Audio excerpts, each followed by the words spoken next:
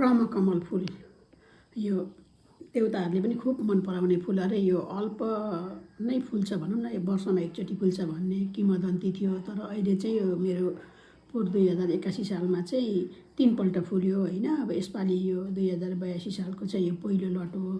कति मजाले लटरम्मै कोपिलाहरू लागेको छ, फुल्नलाई एकदम तयारीमा छन् है। यो ब्रह्मकमल फुल भनेपछि साँच्चै भन्नु भने मान्छेहरूले किनबेच पनि हुँदो रहेछ क्या। यो अब एउटा सत्यता होला नि त। एउटा अब पहिले भगवान्को पालादेखि अब यो फुललाई किन्नु पनि हुँदैन, बेच्नु पनि हुँदैन, यो मागेर ल्याएर सार्ने चलन रहेछ। अनि यो वर्षमा साँच्चै नै एकचोटि फुल्छ भन्थे। तर झट्ट हेर्दा चाहिँ ड्रागन फ्रुटको फुल जस्तो देखिने क्या, झुक्किने क्या। ड्रागन फ्रुटको फुल र यसको फुल उस्तै उस्तै हुन्छ है। अब यो राति फुल्ने, दिउँसो ओइलिहाल्ने, धेरै लामो समय चाहिँ नफुल्ने, तर अल्प वर्षमा एकचोटि फुल्छ भन्नुहुन्थ्यो आमाहरू पहिले। तर पोहोर चाहिँ मेरो 3 चोटि फुल्यो।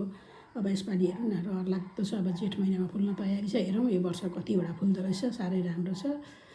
ढपक्क कोपिला बसेको छ गमलाभरि, रहर लाग्दो गरी।